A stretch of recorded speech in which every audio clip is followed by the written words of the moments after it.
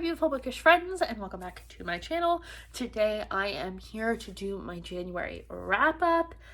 It is a very long wrap up. I'm going to talk about most of these books in detail, so grab a drink, get a snack, and let's talk about some books. So in 2021, I am rating my books a bit differently. I'm not just going based off of, like in my mind, what's a 3-star, what's a 2-star, what's a 4-star. I am using the Caw Pile system created by Book Roast, and it is her spreadsheet that she has that you can download a copy of from her channel, and you can put your books in, and it basically calculates for you based on how you rate characters and plot devices and stuff like that, what it should be stars wise. So I will share that all with you, but all of these I read in the month of January. I waited for the end of December to start reading anything at all. So let's talk about them. The first book, I have my laptop here with the Caw Pile spreadsheet up, that's why I keep looking away, is the Brooklyn Nine by Alan Gratz. And I read this physically. This book is only 299 pages, and it is all about kids who are all from the same family. It starts with Felix Schneider in 1845, and then it goes through 9 different generations of family, leading all the way up to, I think, like 2002. Yeah, 2002 is the last chapter. This is kind of a mix between a historical fiction and sports book. They're all connected through baseball in some way, shape, or form, whether they know it or not. And it was a really cool story. It kind of surprised me a little bit how much I liked it, and I actually want to hold on to it. I think I gave it 5 stars. Let me look on here. Yeah, I've had this book since I think either elementary or middle school, but on the Caw Pile it was 9.25, which comes to be a 5-star in the conversion. So I really like the characters. There were so many different ones that I think just about anybody could read this and maybe find someone they relate to. But it was very good, and it was a nice quick read to start the month out with. It did take me longer than normal to read through it. I think, I don't know. It has, you can track on here like all kinds of things. Oh, it only took me 3 days to read. So I thought I'd read it in a day, but it took me 3 days. So there is that one. I forgot to mention at the beginning of this video, but you may have seen it in my TBR if you watched that already, that my goal for January was to read standalones only, or that's what was on my like established TBR. I did throw some other books in here that are not standalones, but we'll talk about those in a minute. But my main goal was to read as many standalones as possible, and then after I met that goal, try and finish series that I had already started or books I had started and stopped reading or whatever. So the next book is a standalone, and it's People Like Her. This is one I got from Book of the Month. This is an adult thriller story all about a Instagram mom who ends up being stalked by someone. I'm not going to say who it is because that's part of like the mystery of it. So basically you are following Emmy and her husband's point of views. You get Emmy's point of view first, and it is this very like curated sort of perfectly said sort of way. It basically starts at an event with her making a speech, and then you get her husband's point of view, and so you have their dueling personalities of her having millions of followers and how she purposely makes her life look messier and less kept than it actually is to be relatable for content.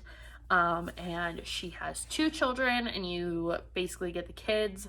Well, you get both the mom and dad's point of view about how they're raising the children and how much should be shown of them and how much shouldn't be shown of them.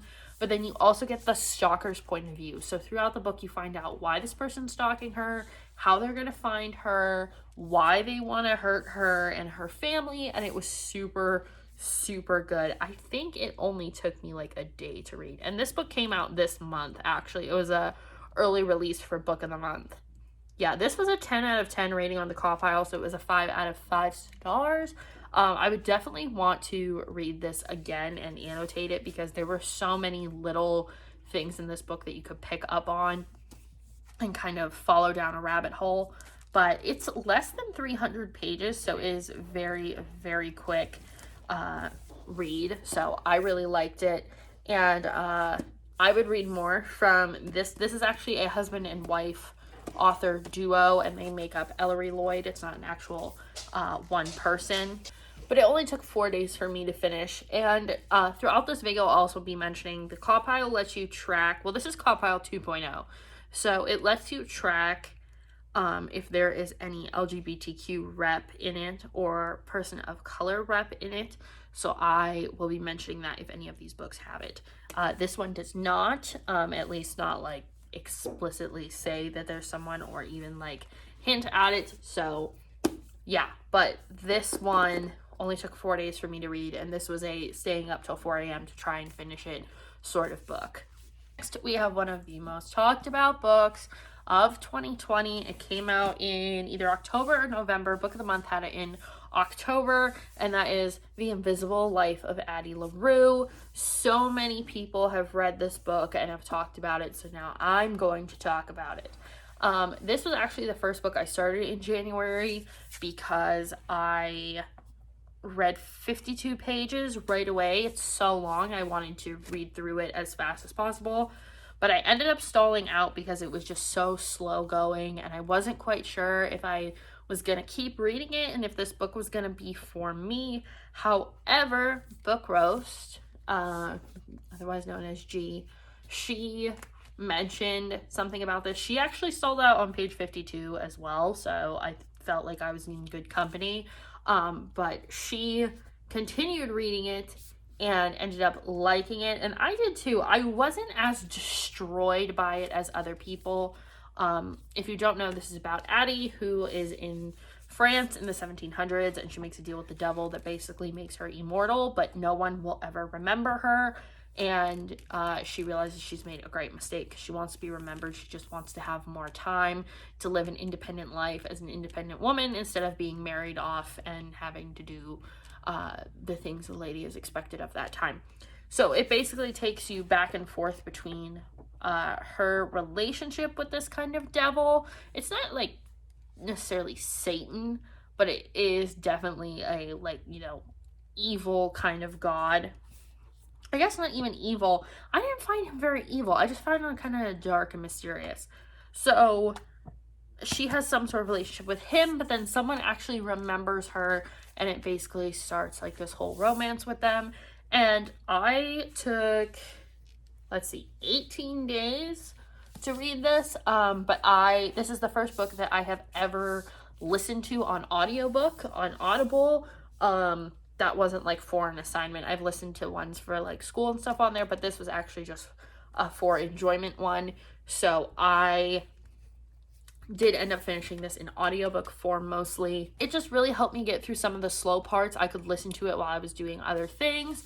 And honestly, if I hadn't done that, I probably wouldn't have finished this book, and it would have been a sort of end of the year catch-up book. But I really liked it. This does have some LGBTQ plus rep. Addie and her boyfriend, lover, whatever you want to call him in the book, her love interest, they are both queer, and that is like expressly put in the book. Like there are several instances where they are with the same sex and then with the opposite sex. It doesn't say that they're bi, like outwardly, so I'm just going with queer since it does not say. But I did look on Goodreads and everyone said it was queer rep, so that's what I'm going with. But this book, the end everyone said would like kill you and tear you apart, and really I didn't feel that. I don't know if it's because I didn't really connect to any of the characters super deeply. Maybe when I reread this, I want to reread it just 100% physically, I will feel more of that connection.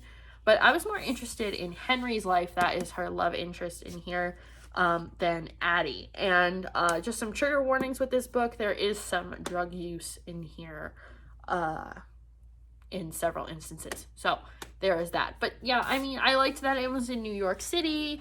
And it's a book about a book, but I feel like saying that is kind of a spoiler, but maybe not really. So anyway, it's very good, but it wasn't like, I don't know that would make my favorite books of the year. However, it was still a 4-star for me, 8.43. So very high, just not, you know, one of my very favorites of the year. I also want to remind you guys I am giving away a copy of The Invisible Life of Addie LaRue. This is going to be drawn on February 14th. It's not this edition. It is the finalist for the Book of the Year edition from Book of the Month. So it is embossed with shiny gold. I will link the video related to how to enter up above for that. Forgot to mention Addie LaRue is a fantasy with like some historical fiction elements. But yeah, mainly a fantasy. The next one is a book I meant to get to like around October, but it didn't end up happening, and that is The Lanterns Ember by Colleen, I think it's Hawk or Huck. This is a fantasy novel, a YA fantasy set in Sleepy Hollow. I kept saying that it was supposed to be like a Nightmare Before Christmas retelling, and I was so wrong, but I also didn't get Sleepy Hollow either. So the town that they live in is called Sleepy Hollow, but other than that, I didn't get Sleepy Hollow vibes. Like, Jack, who is in this book, he is supposed to protect this portal / bridge that is the difference between the other world and the human world. So the other world is like, you know, where all the paranormal creatures live, like ghouls, goblins, ghosts, vampires, werewolves, all of that in there. But he is supposed to protect it, and a young witch comes to the bridge and she wants to cross. However, he has to keep her out, and he ends up protecting her even though he's supposed to turn her in. So I want to talk about this book because it was a little bit of a disappointment for me. It was only 3 stars, a 5.57 in compile. I felt like the synopsis didn't do like what it was supposed to for this book, because at first it's she wants to cross the bridge and he's like, no, you can't. But then it's like implied that he's been in love with her for a really long time, and that she kind of feels the same way about him, but there's never like, hey, this is why we like each other. It's just like, hey, we like each other, which I found a little bit weird, and like you want to talk about instant love. This was like, we're in love, like bang, we spoke to each other one time and now we're in love. And then, you know, you have the vampire come in and he takes her away to the other world because he's supposed to like turn her in, but ends up not, because he kind of instantly falls in love with her.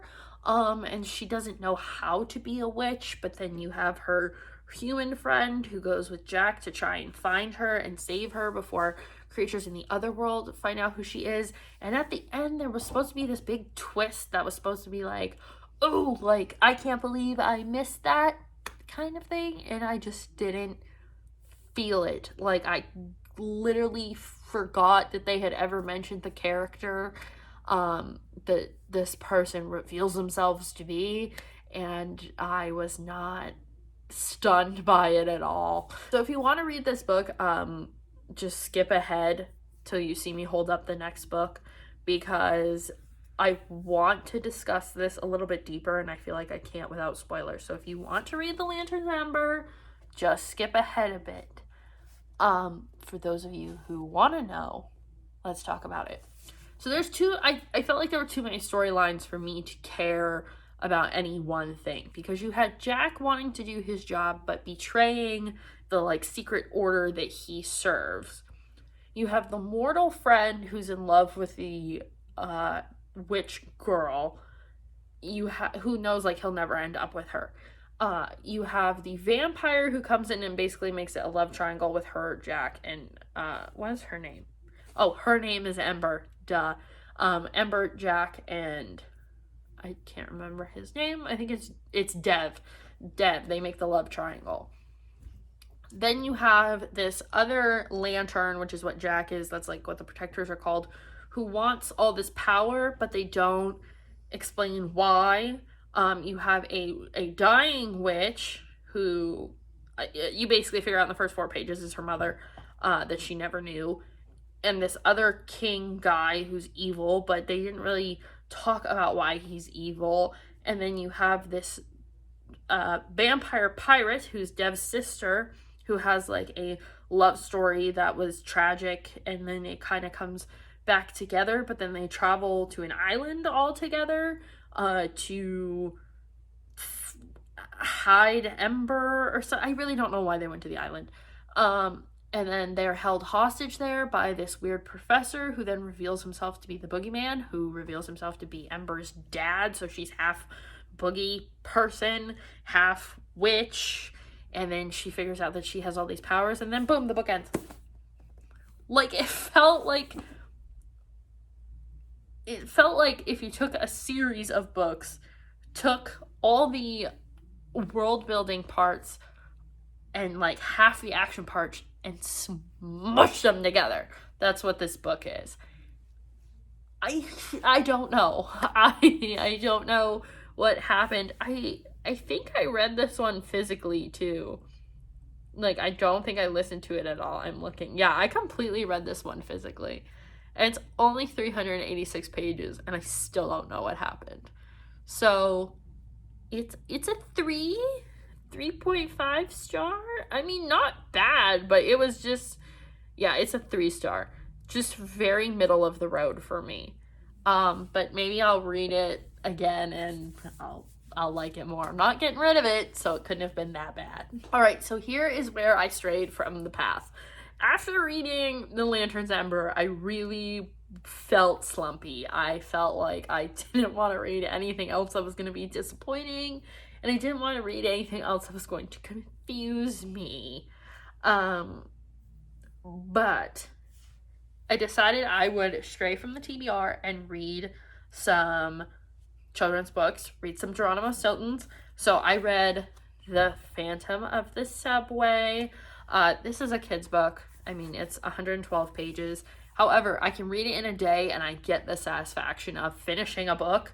So I will keep reading, especially because I can read this in no time. So I consider these a short story. That's how I have them categorized in the compile. Other people may call them something else, but I just call them that because that's kind of how I feel like they are. But it was an adventure. This book came out in 2004, which I had no idea. Or at least that's what it says on the copyright thing.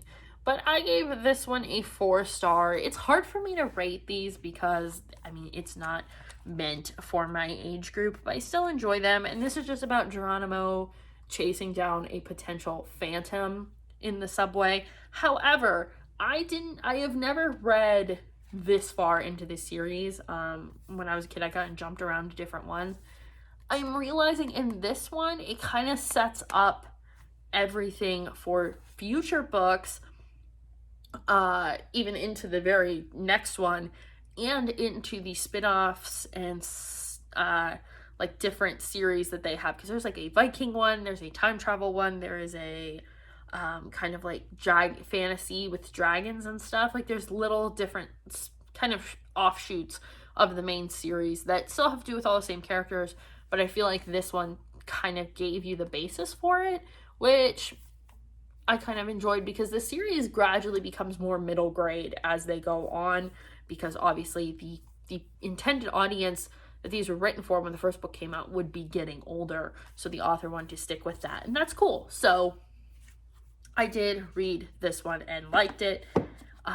And then I did an audiobook that was totally free because I have the 1 free month of Audible Plus or Premium Plus or whatever.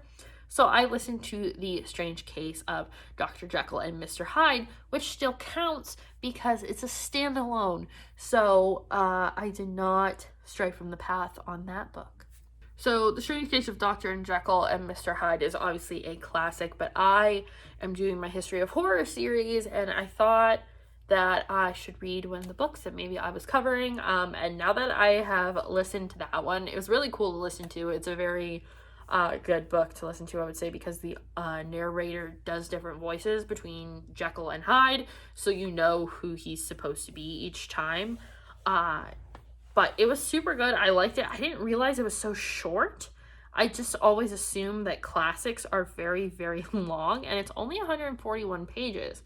So it is considered like a sci-fi thriller, and it came out in 1886. So, yeah, it's a little old. But it was free on Audible, so I figured I would listen to it, and now I want to listen to, like, one classic a month, even if it is, like, a horror classic. I think next I will probably listen to Dracula in February, or maybe Frankenstein, depending on what I am feeling. But yeah, for this one, just based on listening to it, I gave it 5 stars. It was very good. I understand why it is a classic. So moving on, after that, I still didn't know what I wanted to read next, so another Geronimo Stilton. This one is the Temple of the Ruby of Fire, and this is about them. It kind of carries on from the last book. Like I said, it kind of sets up the rest of the series. But they go into the jungle, I believe it's the Amazon rainforest, and they end up encountering some indigenous people there who are trying to, well, indigenous mice, who are trying to protect their livelihood. It was very on par and topical for the times of now, and it actually is meant to like teach kids about environmental concern and caring about clean water and not cutting down the rainforest and trees and stuff like that. So a good little tale for children and adults, and this was a 5 out of 5 for me too. So there's that one. Then I decided to listen to This Time Next Year. I meant to get to this in December and it just didn't happen. This is a standalone as well. I don't think I had it on my TBR. Maybe I did. But one of my goals for this year is to try and get through all of my Book of the Month books from 2020. So I have 3 so far that I've read. But this one is an adult romance. It came out in December, so it is fairly new, and I haven't seen a lot of people talk about it. But 330 pages I listened to on Audible, and I don't know how I feel about this one. It did end up being 4 stars when I broke it down. However, the main character in here, her name is Minnie Cooper. Yes. Does have a car name they talk about in the book, and it's supposed to be that she is born on the same day, New Year's, like right at midnight, as this guy here, whose name I don't remember, because Quinn. His name's Quinn.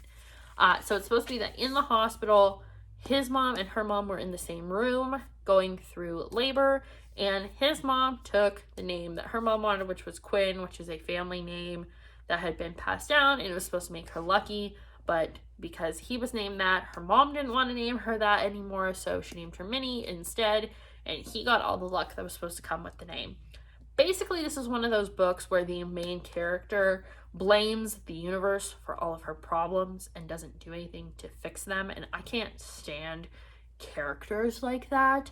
She was kind of whiny, kind of annoying, and it was like she was supposed to be 30, and it was just all these things that she was complaining about I didn't feel like I wanted to care about. There were some things like her job is to make pies for people who are elderly or less fortunate and deliver them to them, and I didn't know this book was written by a British author or an author from the UK, which Book of the Month has a lot of. People Like Her is written by a British writing team as well. But I did not realize that pies in the UK don't mean the same thing as here. Like, I was thinking like apple, cherry, peach, dessert pies. They were talking more like shepherd's pie and pot pies. So I was really confused by that, but this makes sense now. So I was okay with it. I didn't fall in love with the main character or their romance, and the kind of like will they, won't they became really exhausting at some point, and it was supposed to be enemies to lovers is what it was pitched as. I don't really think they were enemies. I just think they didn't know each other, and it's a romance, so they get to know each other. Ta-da. So I did like the relationship between his mom and her mom, though, that ends up developing, and I would actually read a book about that, because there was a lot that they left for you to question, like how they became friends again, or how they're helping each other into their golden years. So I liked that. part of it. So I would actually read like a book just about their moms. However, it did bring up a lot about anxiety and agoraphobia, and I'm trying to think if there's anything else.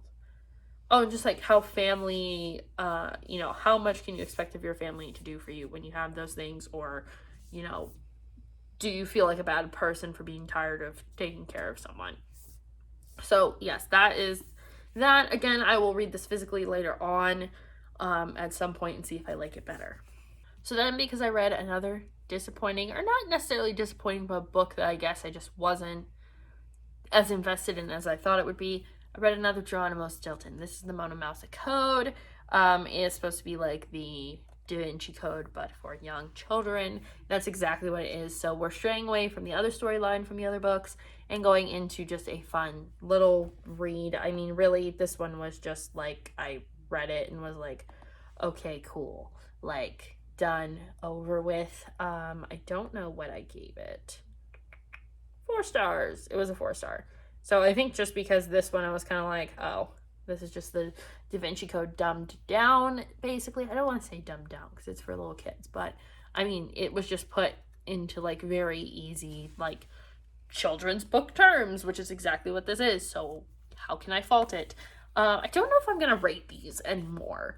If I do, it'll be on like a different grading system. I'll think of it as like a 4th grader trying to read these instead of a college graduate. Okay, and then you are all going to be so proud of me if you've been on my channel for a while. I finished it. I finished Kingdom Keepers The Insider. It only took 285 days, but I freaking did it. I ended up finishing this on audio and then reading the last few chapters for myself, and I finished it. I'm done with this series. This is the first series I've finished this year. I'm very happy about it, as you can tell, because I've been reading this book since the beginning of 2020, and I just want it to be done. This book has been on probably like 12 TBRs. It was on TBRs in 2019. I didn't get to it, and now I've gotten to it, and I read it, and it was good, and I'm happy about it. It's a 4-star though, which was kind of sad. All the other books I gave about a 5-star. However, this one is set a few years after the 6th book. So Tia Dalma, they assume is dead or in prison, and surprise, she's not. So it's kind of just like, okay, the villains are up to no good again. However, the characters are older, so the emotions were much more intense, and I guess I just really wasn't ready for that out of a middle grade? Is this a middle grade? I would say this is young adult for sure. Yeah, this is a young adult, 609 pages, magical realism, end of series. I finished it. One of my biggest reading goals this year is to finish as many series as I can, no matter what the month's theme is.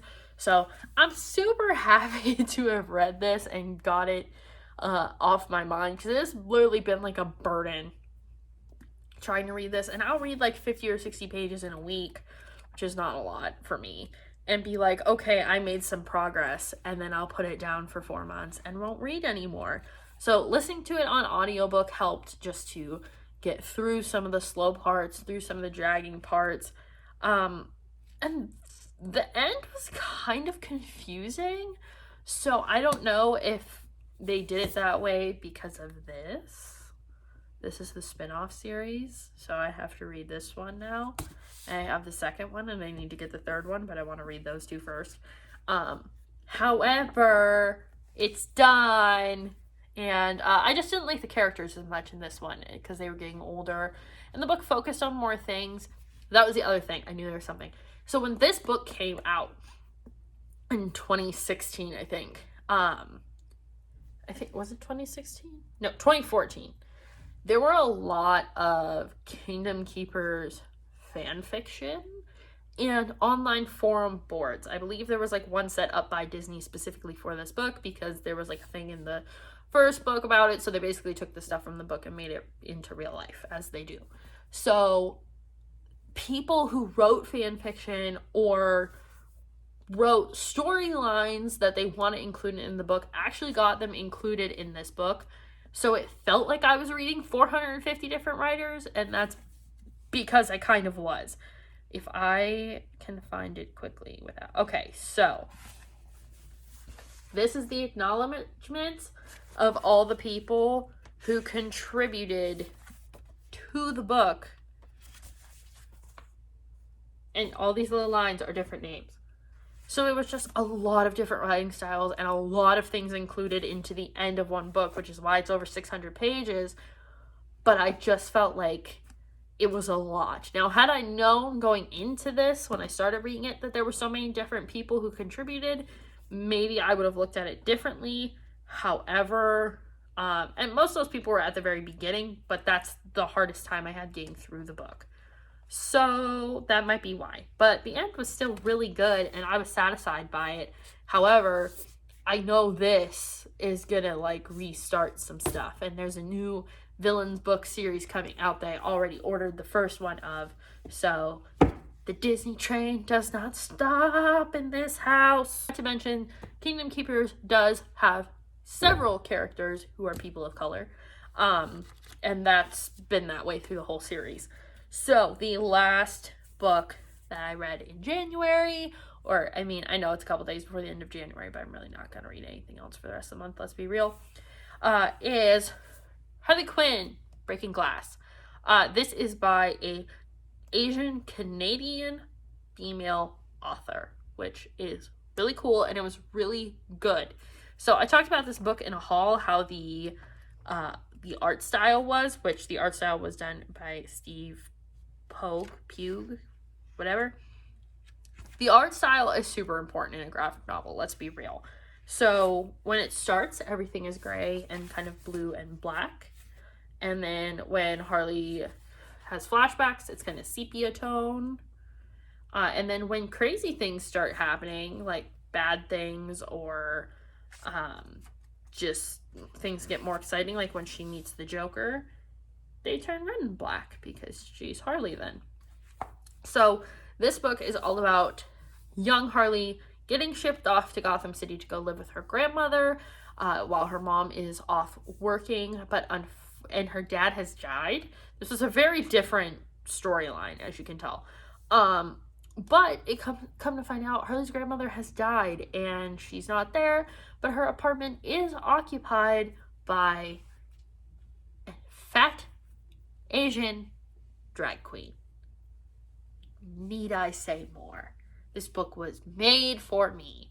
Harley Quinn, drag queens, essentially New York, but Gotham or whatever. It was great. Of queer rep, lots of gay rep, lots of drag rep.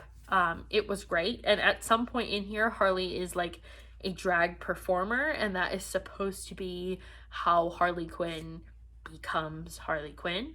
But it also takes on totally different issues too, because she is living in Gotham. She meets Poison Ivy, who, she's not Poison Ivy yet. They just call her Ivy. But she runs like a community garden, and this is Ivy. So she looks very different. She is Asian and black.